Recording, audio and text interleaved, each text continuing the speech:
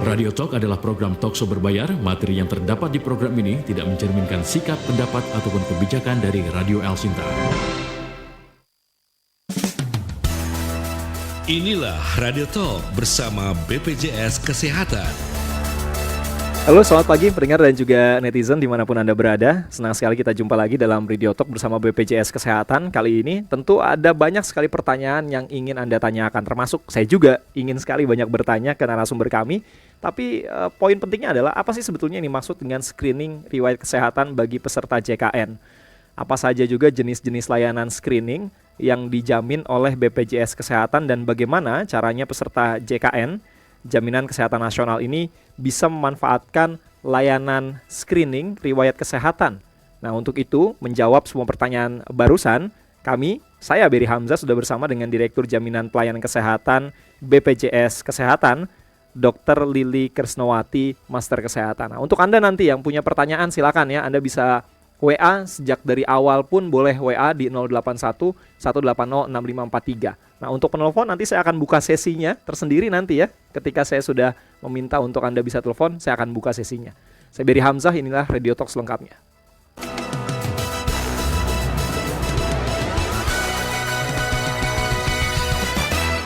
Bu Lili, apa kabar? Selamat pagi. Selamat pagi, alhamdulillah baik. Kabar baik, sehat terus Bu ya? Ya, insya Allah. Amin. Gimana Mas Beri? Alhamdulillah sehat juga. Kalau nggak sehat kayaknya nggak mungkin nih hadir di studio El Sinta Bu ya. Oh iya, siap. Ini kalau kita berbincang tentang BPJS Kesehatan, kayaknya hampir seluruh pendengar dari Sabang sampai Merauke ya, yang ngedengerin melalui frekuensi ataupun melalui online, kayaknya akan langsung ngedengerin nih Bu. Siap. Karena kalau sektor kesehatan, apalagi berbicara BPJS Kesehatan, ini kan sektor layanan publik yang memang betul-betul sangat krusial ya. Nah, pagi ini topik yang kita bahas adalah screening riwayat kesehatan. Selama ini mungkin banyak orang yang mengenal BPJS Kesehatan digunakan untuk menjamin biaya pesertanya yang sakit, ya, seperti itu. Nah, saya yang sehat, yang kebetulan juga sudah jadi peserta BPJS Kesehatan, ini bagaimana Bu? Bagaimana? Apakah saya juga bisa memanfaatkan program JKN ini? Iya, betul. Jadi justru itu Mas, akhir-akhir ini kita mungkin perlu meluruskan kembali persepsi, terutama kaum muda sih sebetulnya yang saya concern. Mereka selalu menganggap bahwa BPJS Kesehatan, menjadi peserta BPJS Kesehatan itu nggak penting karena kita kan masih sehat, masih baik-baik saja. Bahwa BPJS Kesehatan hanya untuk orang yang sakit, yang sudah membutuhkan layanan kesehatan. Nah, sebetulnya ini agak keliru ya, karena sebetulnya JKN itu layanan yang tercakup di dalam jaminan JKN itu meliputi promotif, preventif, kuratif atau pengobatan, dan rehabilitatif. Jadi sebetulnya promotif preventif pun merupakan bagian dari jaminan pelayanan kesehatan. Saat ini kita melihat pembiayaan terbesar itu adalah pada penyakit-penyakit katastrofik yang kronis. Itu kita sampai 24 triliun. Yang sebetulnya ini kan penyakit-penyakit yang sebetulnya bisa dicegah secara awal ya dari awal. Jadi sebetulnya screening riwayat kesehatan ini adalah salah satu solusi untuk kita mengantisipasi jangan sampai sakit dulu gitu ya. Baru ini. Jadi sekarang terutama kaum muda harus tahu bahwa mereka walaupun masih sehat juga harus tetap melakukan screening riwayat kesehatan untuk mengantisipasi penyakit-penyakit kronis. Jadi tidak cuma nunggu sakit baru pakai BPJS. Nah, sekarang kita sudah bisa Pak. Mas, memang sebetulnya sejak dulu juga bisa melakukan itu. Tidak dengan general check up, tetapi dengan screening riwayat kesehatan. Contohnya apa? Misalnya saya nih Bu ya, kebetulan kerja sebagai penyiar, tapi nggak menutup kemungkinan suatu saat, ya amit-amit Bu ya, mudah-mudahan nggak, jangan nih ya pendengar ya, punya penyakit-penyakit tadi yang mungkin saya punya faktor resiko, misalnya tadi betul. Dari keluarga, ada keturunan darah tinggi gitu misalnya ya. Itu gimana caranya saya?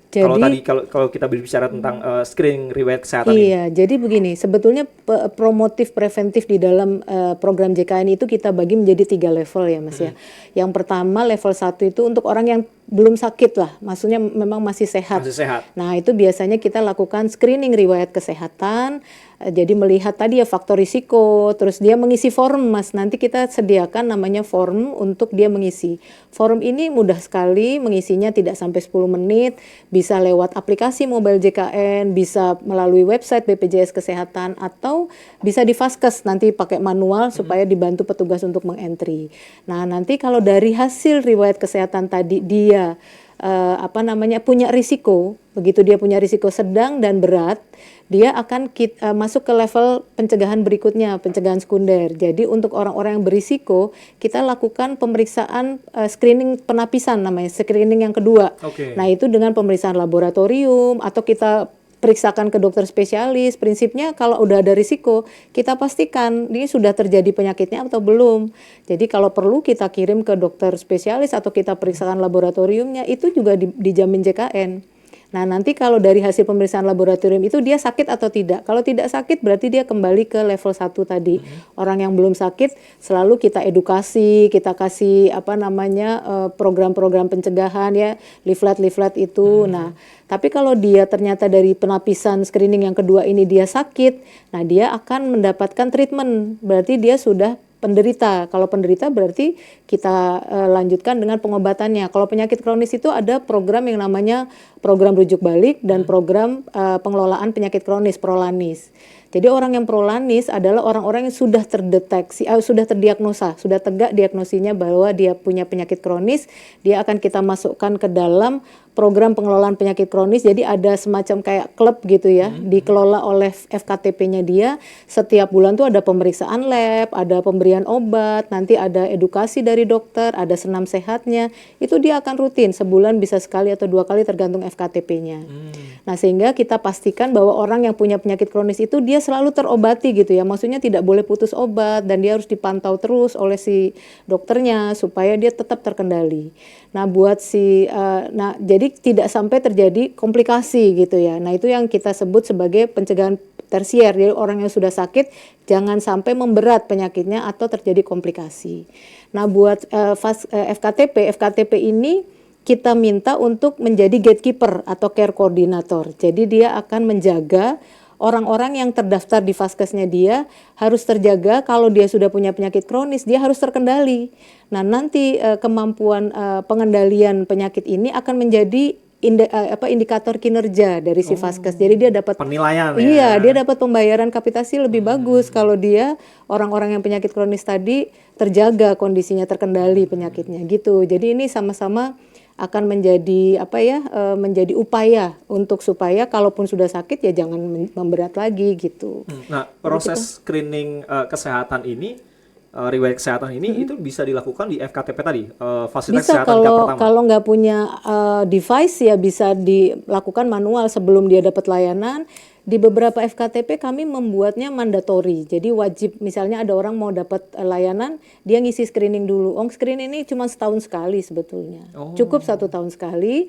Dan begitu dia ngisi screening, dia langsung dapat feedback kan. Anda berisiko rendah atau Anda berisiko sedang atau tinggi. Ya, nah, kalau dia sedang dan tinggi, dia bisa melanjut ke pemeriksaan berikutnya. Laboratoriumnya semua dijamin lebih dalam lagi tuh ya proses yang kedua ya. Itu namanya screening yang kedua, screening penapisan. Nah, itu semua pemeriksaan laboratoriumnya dijamin oleh JKN. Itu ketika screening tahap kedua itu apakah dilakukan FKTP atau kita sudah mulai masuk ke rumah sakit? Kalau FKTP-nya bisa melakukan laboratorium, ada beberapa FKTP yang sudah punya laboratorium ya, bisa dilakukan di daerah tertentu, Jakarta di gitu Jakarta misalnya kan, ya. Iya kan komplit tuh puskesmasnya, bisa dilakukan di situ.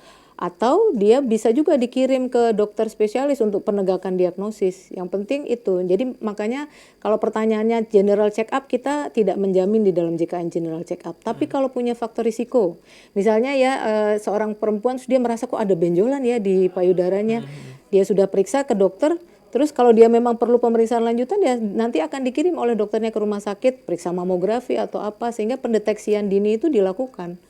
Tapi tidak atas permintaan pasien ya. Jadi kalau general check up itu kan kita nggak apa-apa minta diperiksa. Kalau ini harus ada faktor risikonya. Nah begitu ada faktor risikonya dia bisa dilanjutkan dengan pemeriksaan dan itu dijamin oleh JKN. Nah ini nih Bu yang mungkin nanti akan jadi persoalan di lapangan nih. Screening riwayat kesehatan dengan general check up kalau tadi disampaikan oleh Bu Lili ini kan 2 hal yang berbeda. Berbeda. Dan bagaimana nantinya saya atau pendengar El Sinta memahami 2 hal ini Bu? Karena mereka akan berpikir mungkin wah saya bisa general check up nih semuanya gitu Bu. Nah, ini bagaimana nanti kita membedakannya? Makanya nanti kalau kita merasa ada masalah kesehatan, kita tinggal datang ke FKTP. Nah, di FKTP ini bisa klinik, ya bisa puskesmas kan, peserta JKN boleh milih dia mau FKTP-nya di mana ya.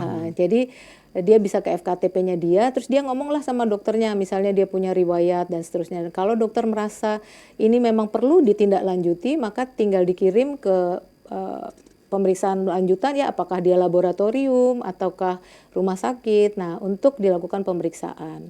Jadi bedanya cuma di situ, tidak jadi berdasarkan indikasi medis. Nah, itu kuncinya JKN itu berdasarkan indikasi medis.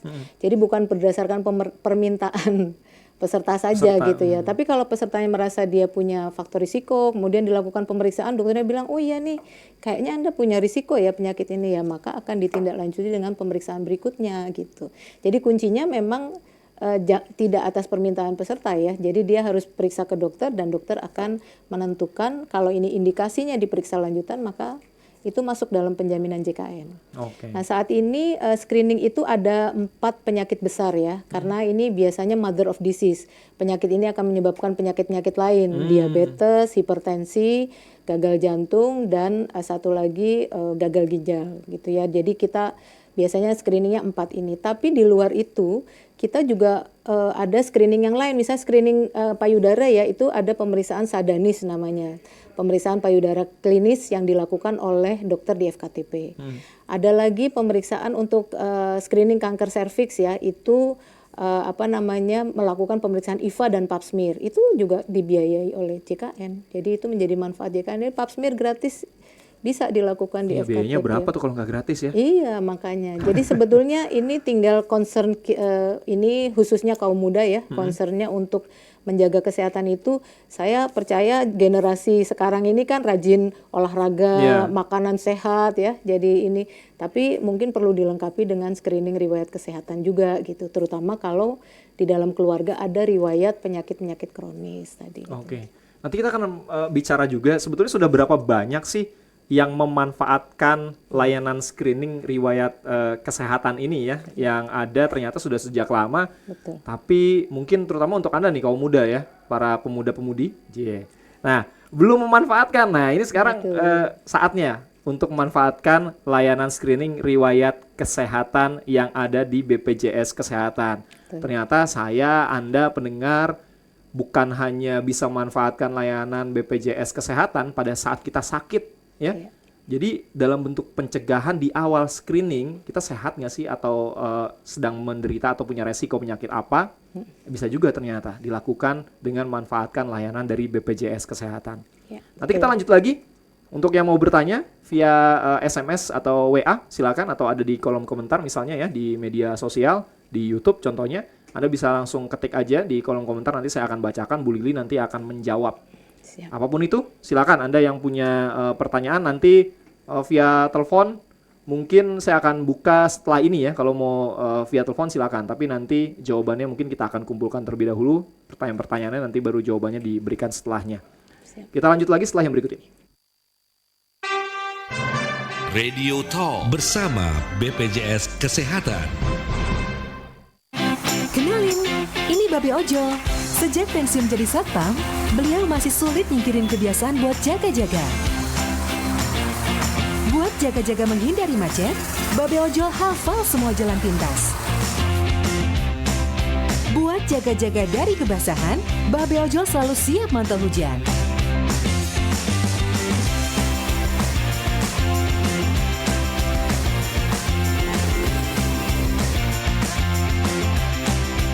Bahkan, buat jaga-jaga kalau keluarga sakit, Babe Ojol rajin bayarin BPJS Kesehatan anggota keluarganya. Semua orang pasti ingin sehat, tapi kita tidak tahu apa yang terjadi di kemudian hari. Kalaupun sakit, tenang, ada BPJS Kesehatan agar pesertanya selalu aktif. Jangan lupa rutin bayar iuran ya. Iklan layanan masyarakat ini dipersembahkan oleh BPJS Kesehatan. Niat healing di akhir pekan malah jadi pusing gara-gara macet.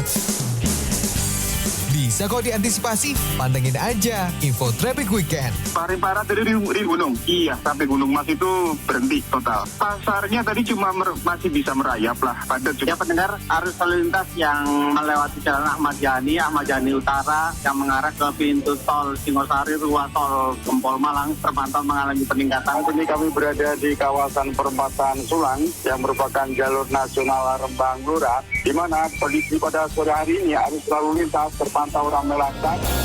Setiap hari Sabtu dan Minggu, mulai dari edisi pagi hingga edisi sore. Hanya di El Sinta News and Talk.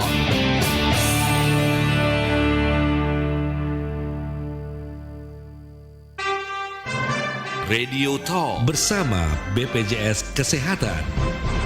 Iya. Daruratan ya.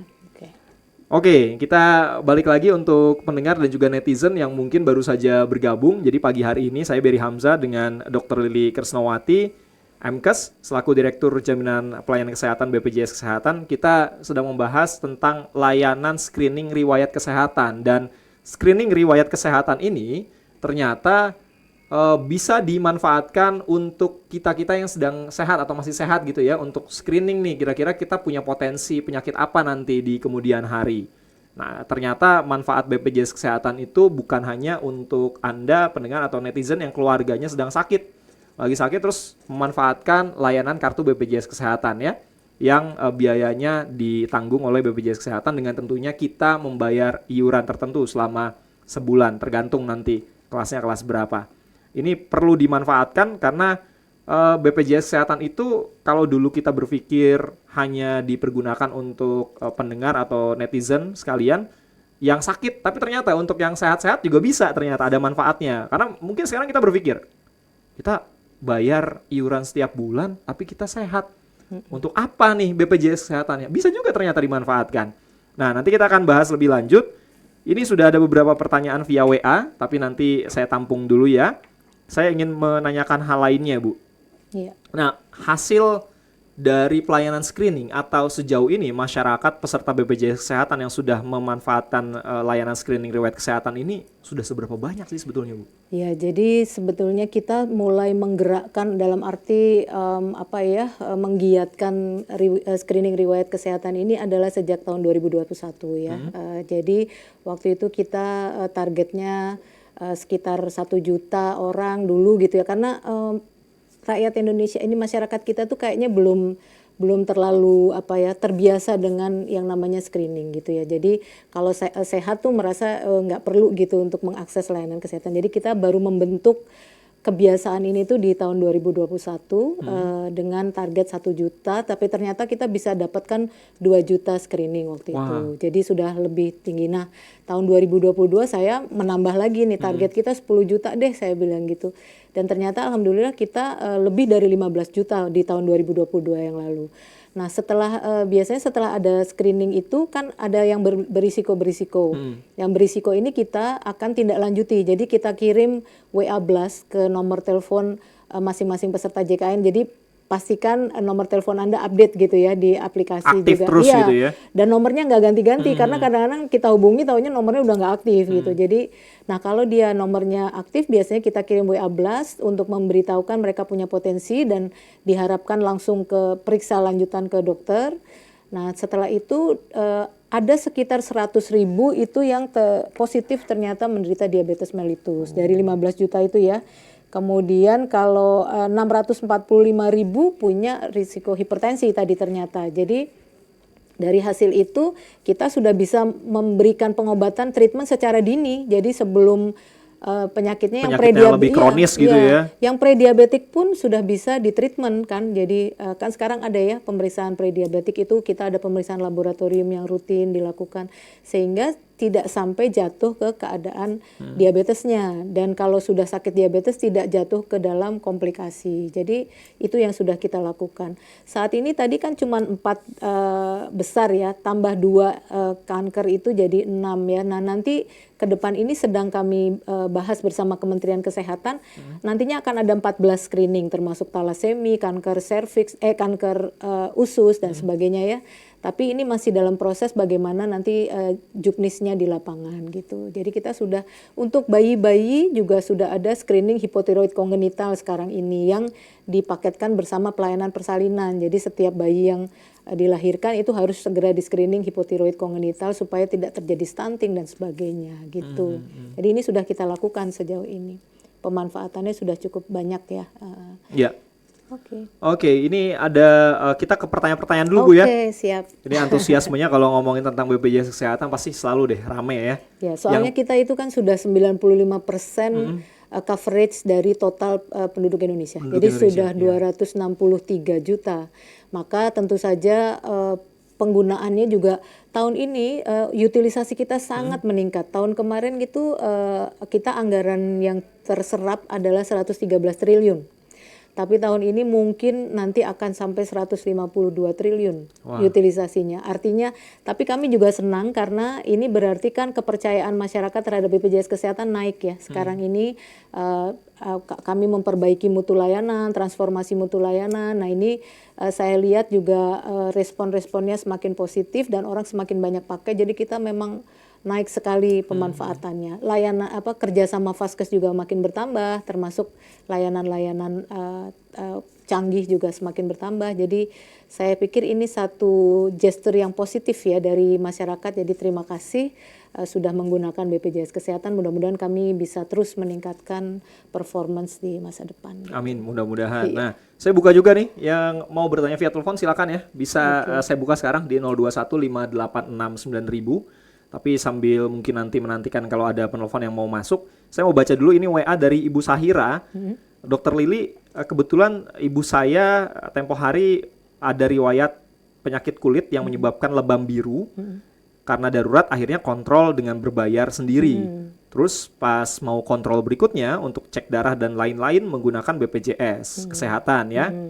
Mau coba minta rujukan ke Vaskes tingkat pertama tapi bilangnya offline terus dari Vaskes tingkat pertamanya. Kalau ada kendala seperti ini, karena tadi ya di Vaskes tingkat pertamanya ada kendala offline terus, mau minta rujukan, apakah bisa langsung kita menggunakan BPJS Kesehatan itu ke rumah sakit, datang langsung ke dokter spesialis kulit, atau ada solusi lain kiranya? Iya. Silakan. Terima kasih Bu Sahira. Jadi kalau untuk penyakit kulit saya kira dia bukan kegawat daruratan tadi ya, sehingga mungkin tidak bisa langsung datang ke UGD rumah sakit. Jadi tidak, karena kalau langsung ke poli juga tidak bisa Pak. Jadi harus melalui rujukan dari fasilitas kesehatan primer. Biasanya di puskesmas, betul, di puskesmas tempat dia terdaftar. Tapi kalau memang ada kendala layanan, mungkin nanti bisa menghubungi juga call center 165 atau bisa lewat chat assistance Cika itu di 08118750 400 ya. Atau mungkin menghubungi kantor cabang setempat untuk bisa dibantu difasilitasi. Kalau dia sudah berada di rumah sakit, sebetulnya di setiap rumah sakit itu kita ada yang namanya petugas BPJS 1, BPJS siap membantu. Yang fotonya dan nomor teleponnya itu selalu terpampang di tempat-tempat strategis, di tempat dekat pendaftaran, di dekat loket tertentu itu selalu ada. Nah, kalau sudah di rumah sakit timbul kendala, maka peserta JKN bisa langsung menghubungi nomor tersebut. Memang kami tidak standby di setiap rumah sakit karena satu petugas itu harus menghandle beberapa rumah sakit, tapi kami pastikan saat ini kita akan berupaya untuk fast response dan memberikan solusi, mencari memediasi bahkan ke rumah sakit apabila ada kendala, sehingga mungkin nanti bisa diatasi ya kalau ada kendala seperti itu. Tapi betul tadi kalau dia kasusnya bukan kegawat daruratan, ya harus melalui rujukan berjenjang tadi dari FKTP dulu gitu. Baik. Ya. Bu Sahira, mudah-mudahan tadi sudah terjawab ya apa yang disampaikan oleh Dokter Lili, dan untuk lebih lanjut tadi bisa WA ke Cika ya. Ini layanan chat assistant BPJS Kesehatan, nomornya itu di 0811 8750 400 atau 400 akhirnya. Nah, ada penelpon dulu, kita terima ya Bu. Siap. Ada Pak Gumono di Cibitung, Bekasi. Halo Pak Gumono. Halo, selamat pagi. Pagi Pak Gumono, silakan Pak. Asrofi nih ya. Dengan Beri Pak, Mas Asrofinya masih di Surabaya, masih di Putaran Piala Dunia. Maaf, masih. Mau nanya nih mengenai BPJS, mengenai pertama screening ini mohon maaf nanti nggak dari awal saya tahu. ini maksudnya apa. Kemudian yang lebih penting dari saya, yang mau saya tanyakan mengenai BPJS pensiun, apakah bisa menjawab? BPJS pensiun itu setahu saya dimulai dari tahun 2015 dan nanti akan berlaku di 2030. Nah, yang saya tanyakan adalah seandainya umur kita ini, kita sebelum 2030 itu sudah pensiun, misalnya 2028 sudah pensiun, kemudian kita tentunya putus mengiur ke membayar premi ke BPJS, apakah Pak Gumono ini kayaknya BPJS Ketenagakerjaan ya? Oh, bukan BPJS Kesehatan. Kita lagi ngebahas BPJS Kesehatan ini, Pak. Ternyata kalau BPJS beda, Kesehatan ya? itu kan tidak ada masa pensiunnya. Oh ya, oke. Mungkin saya karena nggak ngerti benar. Oke. Ini apa? Jadi maaf sebelumnya. Terima kasih. Terima kasih. Nanti ya Pak, kalau narasumber kami yang pertama mungkin bisa dijawab ya, baik. Soal screening tadi ini maksudnya apa sih? Betul. Gitu. Selamat pagi Pak, siapa? Pak Gumono. Pak Gumono. Jadi Pak, screening riwayat kesehatan ini diperuntukkan bagi peserta JKN yang belum sakit ya Pak ya. Jadi dia bisa mengisi form untuk riwayat kesehatan untuk mengantisipasi kemungkinan atau risiko terjadinya penyakit kronis di masa mendatang gitu. Jadi diisi dulu formnya Pak. Nanti bisa melalui aplikasi mobile JKN atau website BPJS Kesehatan atau bisa langsung ke Vaskes yang bekerja sama dengan BPJS Kesehatan. Nah, nanti setelah ngisi riwayat itu baru Bapak akan dilihat nanti punya risiko rendah, sedang atau tinggi. Kalau sedang atau tinggi maka Bapak akan disarankan pemeriksaan lanjutan untuk menegakkan diagnosis penyakit kronisnya. Kalau nanti sudah tegak diagnosisnya dilanjutkan dengan pengobatan rutin seperti biasa. Gitu ya Pak Gumono, mudah-mudahan cukup jelas. Ya, mudah-mudahan sudah terjawab ya Pak Gumono. Tapi mohon maaf Pak, nanti kalau tadi ya pertanyaan yang kedua itu berkaitan dengan BPJS yang lain nih Pak, BPJS Ketenagakerjaan bukan BPJS Kesehatan ya. Jadi narasumber kami tidak bisa menjawabnya karena memang bukanlah tupoksinya ya. Oke, saya ke WA lagi nih Bu. Siap. Ada Pak Taufik Umar Prayoga di Cisarua Bogor. Yang ditanyakan adalah kalau dalam kasus bedah misalnya ya, mana yang nantinya akan didahulukan? Pasien umum, non peserta BPJS, atau peserta BPJS untuk tindakan bedahnya. Kemudian juga ada pertanyaan, ini masukan mungkin ya, Pak Listrianto, harusnya selain screening riwayat kesehatan, untuk peserta BPJS Kesehatan yang sehat-sehat ini juga bisa mendapatkan vitamin, bisa minta vitamin. Nah, ini mungkin masukannya ditampung dulu atau jawabannya nanti kita berikan setelah yang berikut ini. Kita jeda dulu. Kalau ada yang mau telepon setelah ini mungkin silakan Anda bisa telepon lagi di 021 586 9000.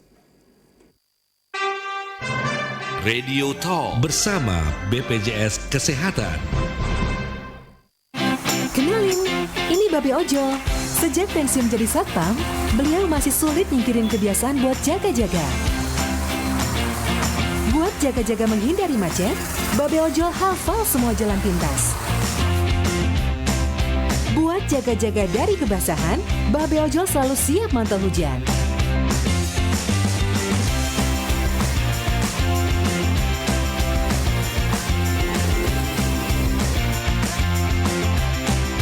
Bahkan, buat jaga-jaga kalau keluarga sakit, Babe Ojol rajin bayarin BPJS Kesehatan anggota keluarganya.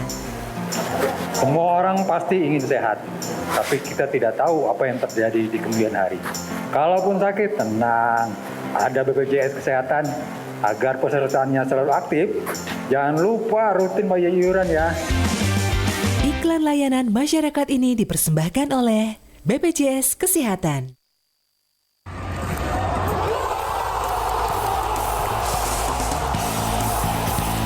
Kamu pecinta sepak bola dunia? Laga kelas dunia akan hadir di Indonesia dalam perhelatan Piala Dunia U17. Dalam pertandingan 45 menit yang digelar di Stadion Utama Gelora Bung Karno, Senayan, Jakarta, Indonesia tampak bermain defensif. Dari pantauan saya di lapangan, para penonton yang hadir di lelah-lelahnya dalam memberikan dukungan kepada timnas Indonesia. Di sini terlihat tribun berusaha membangun serangan, namun gagal karena aktivitas pemain belakang lawan sangat solid. Berapa kali pemain tuan rumah berusaha masuk? Tim-tim terbaik dunia U17 akan berlaga di Jakarta, Kabupaten Bandung, Surabaya, dan Solo. Mulai 10 November hingga 2 Desember 2023 memperebutkan trofi Piala Dunia U17. Bagaimana dengan timnas kita? Ikuti kiprah mereka sebelum hingga Piala Dunia U17 berakhir di El Sinta News and Talk. Ikuti poin dan tebak skornya setiap hari di siaran dan media sosial El Sinta.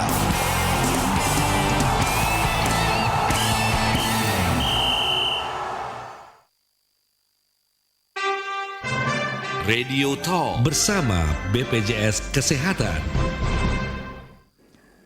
Ya, layanan yang mungkin sebetulnya sudah ada sejak dulu tapi tidak banyak diakses oleh masyarakat ya, yaitu screening riwayat kesehatan. Terutama ternyata BPJS Kesehatan ini itu bisa dimanfaatkan juga oleh kita-kita yang masih sehat, bukan hanya manfaatnya didapatkan oleh mereka-mereka yang tengah sakit. Yang tengah sakit juga mudah-mudahan bisa segera pulih semuanya ya. Nah, ketika kita sehat, apalagi kita misalnya tadi ya punya potensi penyakit yang kronis atau ada keturunan tertentu yang mungkin orang tua kita atau dari eyang kita gitu misalnya ya punya penyakit yang kronis, ini bisa ternyata BPJS Kesehatan dipergunakan untuk screening riwayat kesehatan. Betul. Nah, ini bisa dilakukan di fasilitas kesehatan tingkat pertama, puskesmas atau klinik yang menjadi rujukan kita ya di FKTP-nya itu. Kita bisa lihat di aplikasi mobile JKN atau di kartu BPJS Kesehatan kita. Itu di mana tuh FKTP kita, dan kita nanti bisa memanfaatkannya. Selain itu, mengisi screening kesehatan atau screening riwayat kesehatan ini bisa melalui aplikasi, bisa juga melalui form atau daftar ya di fasilitas kesehatan tingkat pertama yang tadi sudah saya sebutkan. Misalnya di puskesmas atau di klinik-klinik terdekat di rumah Anda yang menjadi FKTP yang memang menjadi favorit Anda, misalnya seperti itu. Ada beberapa pertanyaan, saya mungkin mau ke WA kembali nih, Bu Lili. Ya, yang tadi kita jawab dulu nggak? Ada Pak Imam tadi yang menanyakan, datang jam 12 malam ke Rumah Sakit Torolus, tapi nggak bisa di-up untuk BPJS. Karena kalau dari tenaga medisnya bilang ini katanya penyakitnya tidak mematikan, padahal pasiennya udah lemas banget dan akhirnya katanya Pak Imam ini biasa update BPJS bagus dan akhirnya tidak menggunakan BPJS, kena biaya 600.000. Sempat protes juga katanya sama petugas, harus tekan-tekan apalah segala macam, dan akhirnya sempat disuruh keluar dan akhirnya mendapatkan layanan tapi tidak menggunakan BPJS Kesehatan. Nah, keluar dapat obat katanya, tapi masih kurang fit. Akhirnya dia datang ke dokter terdekat di rumahnya. Ternyata ada indikasi tipes. Ini mungkin kaitannya sama diagnosis ya, kegawat daruratan atau tidak gitu Bu ya? Iya, jadi begini Pak Imam, saya mohon maaf ya kalau ada ketidaknyamanan dari yang Bapak rasakan ya. Jadi memang di dalam JKN itu kita ada yang namanya indikasi medis Pak. Jadi kalau kegawat daruratan itu bisa langsung ke UGD. Nah, mungkin memang kriteria kegawat daruratan ini agak sedikit berbeda persepsinya orang awam dengan dokter ya, karena di JKN itu kata kuncinya adalah sesuai indikasi medis. Jadi kalau indikasi medisnya memang kegawat daruratan dan perlu dilakukan rawat inap, maka akan dilakukan rawat inap gitu Pak. Nah, mungkin memang kriterianya yang Bapak rasakan itu tidak merupakan kegawat daruratan. Oleh karena itu, justru saya ingin menyarankan kepada seluruh peserta JKN untuk tidak menunda. Apabila ada rasanya tidak enak, jangan nunda sampai malam, udah vaskesnya tutup, terus baru pengen periksa, jadi harus ke UGD. Padahal ternyata itu bukan kegawat daruratan. Kalau dia datang ke dokternya lebih awal, mungkin sudah dilakukan pemeriksaan, dia bisa mendapat treatment dan sebagainya. Itu saran kami, karena memang kita di JKN itu ada ya beberapa ketentuan, jadi selama sesuai dengan ketentuan yang berlaku tentu tidak ada kendala. Tadi juga pertanyaan sebelumnya tentang diskriminasi ya, bedah itu mau didulukan atau enggak. Jadi begini Pak siapa itu ya? Pak Taufik Umar Prayoga. Kalau ada bedah nanti yang didahulukan yang mana nih? Peserta BPJS atau yang non gitu katanya. Baik, jadi yang pertama-tama ingin saya sampaikan adalah bahwa coverage peserta JKN itu saat ini sudah 90% dari total pasien di vaskes khususnya di rumah sakit. Jadi kalau kita urutkan peserta BPJS itu pasti lebih banyak gitu ya pesertanya. Jadi mungkin akan ada antrian ya, karena biasanya semua orang pengennya ke satu tempat yang favorit, padahal di situ orang juga semua menuju ke sana, jadi pasti akan timbul antrian. Tapi kami bisa pastikan saat ini tahun 2023 ini adalah tahun transformasi mutu layanan, di mana kami meminta komitmen dari Vaskes mitra kami, khususnya rumah sakit, untuk menerapkan ada janji layanan, Pak. Nanti Pak Taufik mungkin bisa lihat juga di rumah sakit, di depan itu akan ada janji layanan yang termasuk di antaranya adalah tidak membedakan antara pasien BPJS Kesehatan dengan pasien umum gitu. Tidak ada diskriminasi, harus sama perlakuannya. Nah, kalau memang ada terbukti tidak melakukan istilahnya mendiskriminasi, maka Pak Taufik tadi boleh mengkomplain ini kepada petugas BPJS 1 kami di rumah sakit, Pak. Nanti akan kami pastikan bahwa rumah sakit harus komitmen, tidak ada perbedaan antara perlakuan antara pasien BPJS Kesehatan dengan pasien umum, karena kita ini kan customer terbesar untuk rumah sakit, 90% itu dijamin JKN, jadi tentu kita mengharapkan layanan kepada peserta JKN tidak lebih buruk daripada layanan ke peserta yang lain gitu. Jadi Oke, gitu jadi ya. sama rata, nggak ada diskriminasi. Tidak ada ya. diskriminasi. Nanti kalau memang nanti terjadi kendala tadi ya, Pak Taufik boleh komplain, nanti Oke. kita akan tindak lanjuti. Baik, kita ke Pertanyaan penelpon dulu, tadi, Bu. ya, oh ya. Yang soal vitamin nanti. Ah iya, oke. Nanti kita berikan jawabannya barengan sama penelpon ini ya, karena sudah ada Siap. dua Oh, yang ya. menunggu. Oh, siap. Ini Pak Imam juga, tapi ini Pak Imam yang ada di Tangerang. Halo Pak Imam. Selamat pagi Pak Imam. Selamat pagi. Selamat pagi dokter. Selamat pagi Mas Berry. Silakan Pak Imam.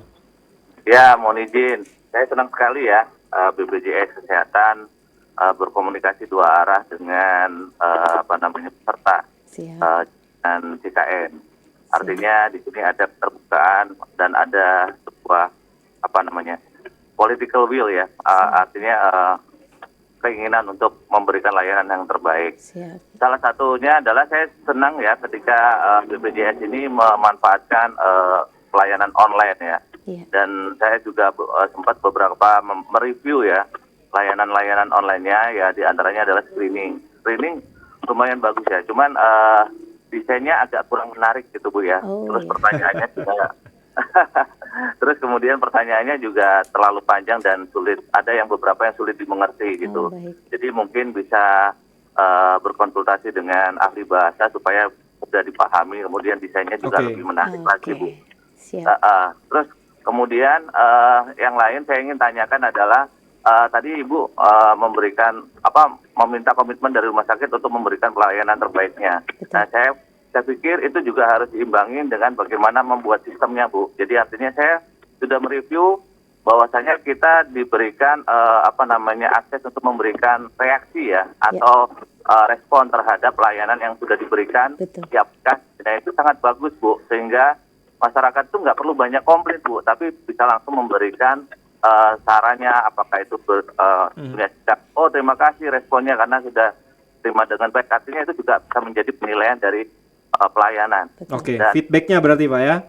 Betul, jadi itu yang harus ditingkatkan, bukan hanya meminta komitmen kepada rumah sakit. Jadi artinya sistemnya harus Bu. Terima kasih. Baik, terima kasih Pak Imam. Pak Adi di Karawaci, atau ada satu penelpon lagi boleh? Oke. Kita buka satu lagi ya, hanya untuk satu lagi setelah Pak Adi ini ya, kita terima. Halo Pak Adi.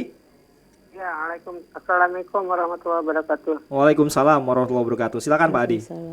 Pak, saya peserta BPJS Mandiri, saat ini usia saya 67 tahun. Nah, selama ini saya belum pernah tahu kondisi kesehatan saya selain saya penderita tensi tinggi dan punya potensi diabetes. Nah, saya belum pernah menjalani yang namanya cek lab yang lengkap, apalagi yang lengkap belum pernah sama sekali. Pernah ngecek paling pemeriksaan darah puasa. Selain itu nggak pernah. Saya ingin coba menjalani screening test ini, Bu. Gimana caranya? Oke, intinya bagaimana caranya ya manfaatkan screening riwayat kesehatan ini begitu ya? Iya. Oke. Baik, terima kasih Pak Adi. Selamat pagi. Silakan. Dokter Lili mungkin bisa menjawab dulu tadi yang masukan soal Pak Imam ya. Iya, Pak Listrianto tadi. Pak Listrianto. Kami yang sudah sehat, jangan hanya screening riwayat kesehatan, tapi juga mungkin bisa diberikan vitamin-vitamin. Oh iya, katanya tadi seperti vitamin. itu. Oh iya, baik. Terima kasih Pak Listrianto. Jadi sebetulnya begini Pak, kalau penyakit, artinya kalau layanan kesehatan yang primer itu bisa dilayani di FKTP Pak. Jadi Bapak berkonsultasi saja dengan dokter apabila nanti sesuai indikasinya diperlukan gitu ya obat-obatan tertentu termasuk vitamin, nanti itu akan menjadi penjaminan di FKTP-nya Pak. Tapi ya prinsipnya tadi yang saya bilang kuncinya itu adalah indikasi medis Pak. Jadi tidak atas permintaan pasien memang, tapi sesuai dengan advis dan indikasi dari dokter. Jadi Pak Listrianto konsultasi dulu aja dengan dokternya ya, dipastikan nanti memang membutuhkan maka biasanya akan diberikan. Gitu. Terus Ini berikutnya yang Pak Imam tadi ya, tadi. ya Pak Imam terima kasih atas reviewnya. Saya kira Pak Imam ini pasti pengguna setia BPJS Kesehatan, udah tahu ya aplikasi manfaatnya tadi ya, screening riwayat kesehatan sudah dipergunakan digitalisasi. Iya, digitalisasi juga sudah ya, kayaknya tadi udah menggunakan antrian online Pak. Jadi memang betul antrian online itu kalau menurut review kami Pak sudah bisa menurunkan masa tunggu di rumah sakit dari 6 jam itu menjadi sekitar rata-rata 2,5 sampai 3 jam sekarang. Hanya dengan menggunakan antrian online. Jadi terima kasih sudah menggunakan. Lalu terkait dengan screening, terima kasih Pak. Sebetulnya screening ini sudah kita buat dan kita rancang dengan uji coba Pak. Jadi secara statistik biasanya sebelum ini diberlakukan kami melakukan uji coba dan review bersama pakar-pakar yang terkait dengan penyakit. Tapi terima kasih Pak masukannya, nanti saya akan teruskan kepada bagian development ya untuk bisa melihat kembali gitu ya, barangkali ada yang perlu diperbaiki. Terima kasih sudah menggunakan BPJS Kesehatan. Oke. Berikutnya tadi komitmen rumah sakit harus baik, tapi tadi ya iya, diimbangi itu, dengan betul, sistemnya. Bapak.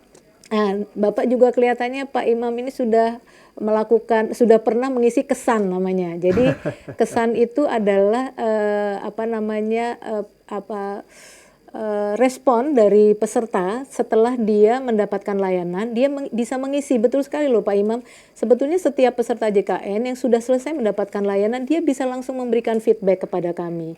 Memang paling praktisnya itu punya yang namanya aplikasi mobile JKN. Karena setiap kali dia selesai mendapatkan layanan, dia akan diminta mengisi survei gitu ya. Survei itu ada beberapa pertanyaan dan tidak panjang. Kalau yang kesan ini pertanyaannya singkat, hanya 6 atau 7 pertanyaan, dan itu bisa menjadi review. Dan jangan lupa sekarang peserta JKN boleh memberikan rating loh. Jadi kayak Google itu ya, rating bintang 1 sampai 5. Jadi nanti itu akan dimasukkan ke dalam aplikasi mobile JKN. Jadi kalau kita mau menuju vaskes mana, kita bisa lihat dulu vaskes ini ratingnya berapa ya. Wow. Kalau yang ratingnya bagus berarti dia layanannya pasti bagus. Dan otomatis saya sebagai peserta BPJS pasti akan menuju ke yang layanannya bagus tuh Bu. Betul. Dan ini juga menjadi rapot buat vaskes juga Pak. Jadi vaskes ini kan kita nilai ya Pak. Jadi setiap tahun itu kita ada namanya rapot vaskes. Kalau kita akan perpanjangan kerjasama, kita akan melihat indikator-indikator ini. Jadi kalau ada rumah sakit yang keluhannya banyak, komplainnya banyak, nah dia rapotnya kan berarti ada merahnya gitu. Nah ini akan menjadi pertimbangan pada saat kita memperpanjang. Dan juga sebagai bahan untuk kami bisa melakukan pembinaan Pak. Jadi kalau memang nanti banyak vaskes yang banyak komplain, kita pasti akan pembinaan ke sana untuk memastikan lagi bahwa dia sesuai atau mematuhi komitmen pada waktu dia bekerja sama dengan kami, dia punya komitmen, dan itu adalah diantaranya melayani peserta JKN. Tentu memang ada proses evaluasi, tapi tadi ya peran peserta JKN jangan lupa kalau tiap kali selesai mendapat layanan, tolong memberikan juga tadi respon. Di situ di akhir kesan tadi ada form isian. Isian itu bisa diisi bebas, Bapak mau usul apa atau mau menyatakan apa tentang itu yang tidak ada di forum pertanyaan, itu Bapak bisa respon di situ. Jadi itu nanti akan muncul bersama ratingnya. Dan ini dibaca oleh vaskes Pak. Jadi vaskesnya bisa melihat masukan buat dia apa itu. Kalau ada keluhan dari pasien itu dia bisa lihat juga. Jadi kita sama-sama mengevaluasi diri. Vaskes juga bisa baca, kami juga bisa baca. Jadi kita akan perbaiki ke sana karena ujungnya customer kami terbesar tentu adalah peserta JKN. Ya, gitu. Baik. Mudah-mudahan itu terjawab Pak Imam. Ya, sepertinya kita harus kasih. jeda dulu baik. sebelum kita memberikan jawaban untuk Pak Adi. dan semakin banyak WA yang masuk ini Bu. Siap. Nanti kita akan filter beberapa karena tidak semuanya ya mungkin bisa dijawab nanti oleh Bu Lili atau saya bacakan semuanya. Nanti waktunya habis nih, nggak 1 jam ya kita ngobrol-ngobrolnya. Oke, kita balik lagi nanti setelah yang berikut ini. Terima kasih. Radio Talk bersama BPJS Kesehatan. Bu, dari kemarin kepala Bapak bagian belakang berasa berat terus. Nah kan, darah tingginya naik lagi deh tuh. Obat dokternya udah ditebus belum, Pak? Walah, belum Bu. Ya udah, langsung aja ke Apotek Wellings. Mumpung sekarang lagi bulannya hipertensi. Murahnya nggak main-main. Ditambah bisa konsultasi obat dengan apoteker profesional dan terpercaya. Gratis lagi. Si ibu tetep ya carinya yang gratisan. Iya dong, Pak. Mau kemana lagi? Hari gini nyari obat hipertensi pasti di Apotek Wellings lebih murah. Kini telah hadir Apotek Wellings dari era Jaya Grow. Wujudkan hidup yang lebih sehat dan lebih hemat bersama Apotek Wellings. Dapatkan obat hipertensi dengan harga bersaing dan obat dijamin 100% asli. Ada juga voucher 20.000 dengan kode Elsinta 20 kuota terbatas. Pesan dan konsultasikan kebutuhan kesehatanmu melalui WhatsApp official kami di 0811 1917 0001. Penuhi kebutuhan kesehatan Anda dan keluarga hanya di Apotek Wellings. Cek Instagram @wellings.id_. Apotek Wellings, sehatmu, bahagiaku. Radio Talk bersama BPJS Kesehatan. Ya, kita sudah masuk di sesi akhir, tapi tadi ada pertanyaan dari Pak Adi di Karawaci yang kebetulan adalah peserta mandiri BPJS Kesehatan, usianya 67 tahun dan belum pernah memanfaatkan layanan BPJS Kesehatan, tapi dia tadi tahu katanya dia punya potensi hipertensi dan juga ada diabetes kalau tidak salah ya Pak Adi, dan dia ingin memanfaatkan layanan screening riwayat kesehatan ini. Nah, bagaimana caranya? Karena ada juga pertanyaan yang sama disampaikan oleh Pak Tunggu ya atau Bu Tunggu. Pertanyaannya baru ini nih saya dengar layanan screening bagi yang sehat katanya. Bagaimana dengan masyarakat yang BPJS-nya itu dibayarin sama pemerintah atau apa ya? KIS penerima ya? bantuan Penerima bantuan, PBI ya, PBI. Silakan Bu. Baik, terima kasih untuk Pak Tunggu dan Pak Adi. Jadi Pak Adi terima kasih kayaknya sudah masuk dalam Prolanis ya, yang penderita penyakit kronis hipertensi ya. Nah Pak Adi biasanya juga ada pemeriksaan rutin yang tiap bulan ya di Prolanis, itu bisa sebetulnya Pak Adi bisa sampaikan kalau ada keluhan-keluhan yang di luar penyakit rutinnya ya supaya ditindaklanjuti oleh dokter. Tapi kalau memang mau mengisi screening sebetulnya mudah saja Pak. Kalau punya aplikasi mobile JKN, Bapak bisa buka di aplikasi itu. Memang screening ini sebetulnya wajibnya cuma 1 tahun sekali gitu ya. Jadi cukup 1 tahun sekali. Nah setelah nanti mengisi riwayat screening baru akan ada feedback Pak, risikonya sedang atau berat, dan kemudian nanti akan Bapak tunjukkan itu kepada dokter yang di FKTP Bapak supaya nanti dokternya bisa menindaklanjuti dengan screening berikutnya. Jadi selain kalau Bapak tidak punya aplikasi mobile JKN, bisa buka di websitenya BPJS Kesehatan atau bisa ke Vaskesnya Bapak yang tempat biasa, minta saja form untuk diisi manual, nanti oleh petugas akan dibantu memasukkan ke dalam aplikasi websitenya gitu Pak. Jadi mudah ya. Nah tadi pertanyaan dari Pak Tunggu atau Bu Tunggu tadi, kalau penerima bantuan iuran sama saja Bu. Jadi prinsipnya begini, ini juga mungkin harus diketahui ya bahwa untuk manfaat medis JKN itu tidak ada perbedaan mau kelas 1, kelas 2, kelas 3 ya, termasuk yang penerima bantuan iuran itu akan mendapatkan manfaat yang sama saja dengan yang lain. Manfaat medis ya, yang membedakan itu hanya kelas rawatnya. Jadi kalau kelas 1 ya dirawat di kelas 1, kelas 2, tapi kalau obat, dokter, layanan kesehatannya itu sesuai indikasi medis itu tidak ada perbedaan antara peserta BPJS Kesehatan baik yang kelas 1, kelas 2, kelas 3 ataupun penerima bantuan iuran, itu sama saja. Jadi kita pastikan. Ini saya mau merangkum karena pertanyaannya mayoritas sama semua nih ya. Ada Ibu Yeti termasuk tadi Bapak atau Ibu Tunggu, kemudian dari Pak Kusuma yang menyampaikan ini lagi-lagi soal diskriminasi. Ya, ada perbedaan layanan. Tadi bahkan ada yang spesifik menyebutkan kalau Pak Tunggu ini spesifik menyebut bagaimana ya faktanya pelayanannya terutama di rumah sakit swasta ini sangat dipersulit. Kemudian juga ada Pak Kusuma diskriminasi terhadap peserta BPJS Kesehatan di rumah sakit di Indonesia itu hanya retorika saja. Aplikasinya di lapangannya tetap saja sama. Ini ya termasuk Ibu Yeti juga demikian, Bu, mengeluhkannya. Berbeda dengan yang non BPJS katanya. Oh gitu ya, baik. Terima kasih responnya. Jadi izin menyampaikan, tadi seperti yang saya sampaikan, peserta BPJS Kesehatan itu sekarang sudah mayoritas di dalam layanan di vaskes manapun ya. Rata-rata itu 80-90% pasiennya itu adalah peserta BPJS Kesehatan. Jadi dan ada beberapa rumah sakit yang dia menjadi favorit ya. Jadi dokternya juga favorit sehingga itu tidak bisa dihindarkan untuk menjadi tujuan ya. Jadi semua kalau numpuk ke sana maka antrian akan muncul. Tapi kami sudah berupaya untuk membuat supaya memastikan peserta itu pasti terlayani. Jadi caranya pada waktu kita mengisi rujukan di vaskes primer, itu kita sudah tahu kapasitas rumah sakit itu. Jadi kalau dokter A, dia praktek jam 8 sampai jam 10, maka memang nanti dia hanya bisa menerima sekian pasien gitu, tidak bisa lebih. Karena kalau lebih nanti dia tidak terlayani atau dia diundur ke hari berikutnya. Jadi kita pastikan itu, maka antrian online itu sangat penting. Jadi pasien tidak udah datang ke rumah sakit ternyata nggak kebagian antrian gitu kan. Kalau kita antrian online kan kita bisa tahu nih sebelumnya, 1 hari sebelumnya kita udah tahu bahwa kita akan dapat di urutan berapa. Jadi pengalaman saya di lapangan, pasien-pasien yang pakai antrian online tadi, dia nggak perlu datang subuh misalnya hanya untuk dapat nomor antrian. Dia karena sudah ada nomornya di situ, dia cukup datang mungkin 1 jam sebelum pemeriksaannya dilakukan. Jadi dia akan lebih saving time lah, bisa ini gitu. Jadi nggak usah antri jauh-jauh hari. Nah, apakah ada diskriminasi? Sepanjang tahun 2023 inilah ya, memang baru tahun ini kita mencanangkan transformasi mutu layanan dan juga komitmen rumah sakit. Memang kami sekarang cukup ketat mengawasi, Pak.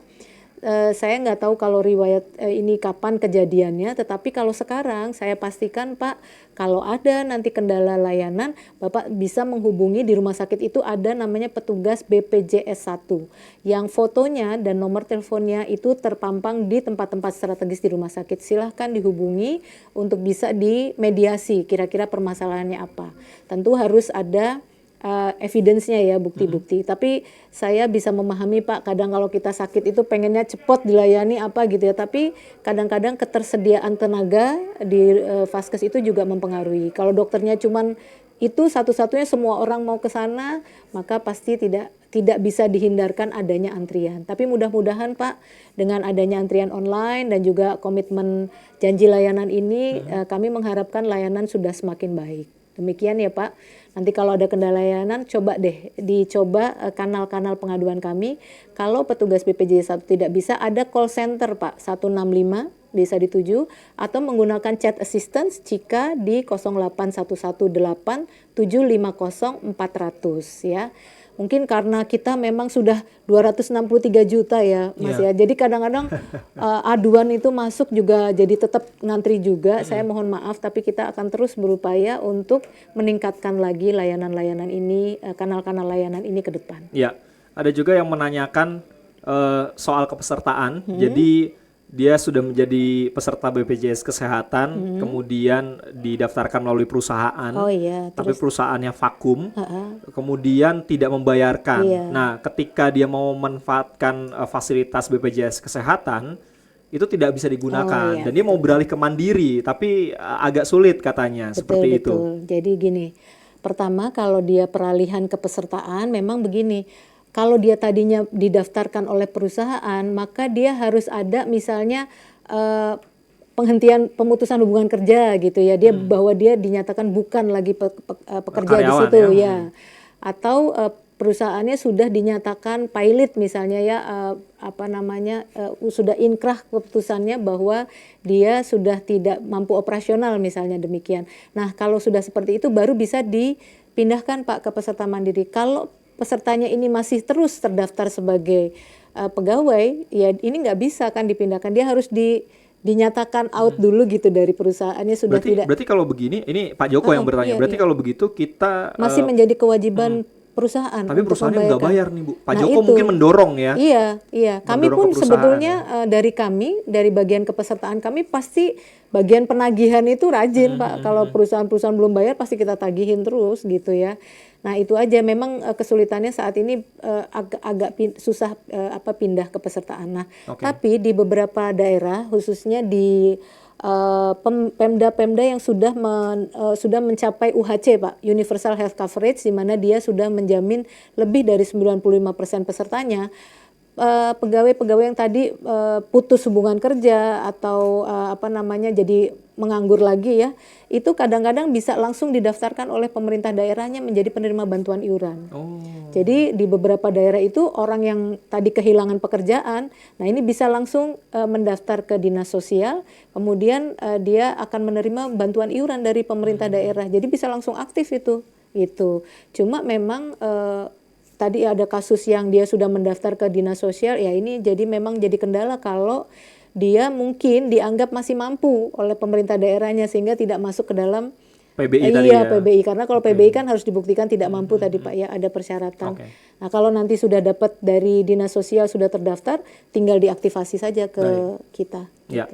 Bu Lili, saya mungkin sebelumnya mau mohon maaf dulu ya untuk pendengar dan juga netizen. Ini banyak WA yang masuk, tapi tidak semuanya bisa saya bacakan dan dijawab oleh Bu Lili. Tapi ada hal lain mungkin Bu, harapan dan pesan-pesan BPJS Kesehatan kepada masyarakat atau ke Vaskes misalnya sebagai penutup dari Bu Lili. Baik, terima kasih. Sayang waktunya sempit, tapi teman-teman masih bisa menyampaikan keluhan atau permintaan informasi melalui kanal-kanal yang kami buka, baik itu call center 165 atau Cika Chat Assistant 08118750 400, atau mungkin juga melalui WA by Pandawa di 08118165 ya. Nah, pesan saya kepada masyarakat ini khususnya saya juga pengen pesan khususnya masyarakat yang masih sehat ya, peserta BPJS Kesehatan, maka saya minta terus menjaga pola hidup sehat, makan makanan gizi yang seimbang dan rajin berolahraga ya. Prinsipnya tetap lebih enak sehat daripada sakit. Kemudian jangan lupa untuk kalau belum jadi peserta ya mendaftarlah ke BPJS Kesehatan. Kalau sudah jadi peserta, pastikan kepesertaan Anda tetap aktif ya. Jadi iuran dibayar dengan ini sehingga pada waktu membutuhkan ini tidak ada kendala gitu ya. Jangan sudah sakit ternyata statusnya tidak aktif ya. Dan bagi Vaskes tentu saja saya mengharapkan adanya screening ini bisa membantu Vaskes untuk mendapatkan profiling dari pesertanya. Jadi dia bisa tahu berapa banyak yang sakit kronis dan sebagainya sehingga bisa diantisipasi. Karena salah satu indikator kinerja dari Vaskes adalah tadi pengendalian status peserta penyakit kronis. Jadi sehingga dengan itu kita bersama-sama membentuk atau membuat masyarakat yang sehat di seluruh Indonesia. Kita harus bekerja sama, baik itu peserta BPJS Kesehatan, Vaskes Mitra BPJS Kesehatan maupun kami dari BPJS Kesehatan. Sekali lagi terima kasih sudah menjadi peserta dan memanfaatkan layanan BPJS Kesehatan. Saya juga mau mengucapkan terima kasih ke Bu Lili untuk waktunya, sudah menjawab beberapa pertanyaan, dan terima kasih juga untuk Anda pendengar serta netizen ya. Mohon maaf sekali lagi tidak semuanya pertanyaan-pertanyaan yang masuk bisa dijawab atau bisa saya sampaikan ke Dr. Lili, tapi mudah-mudahan nanti Anda bisa memanfaatkan kanal-kanal layanan yang ada di BPJS Kesehatan untuk menjawab pertanyaan yang tadi belum terjawab. Iya, kita sosmed juga ada loh, mulai dari Instagram, Facebook, TikTok, apalagi YouTube, ada semua, dan itu bisa dikomentari ya di sana, bisa dijawab nanti. Ya. Terima kasih, kita ketemu lagi nanti di lain waktu. Saya Berry Hamzah, selamat siang, sampai jumpa.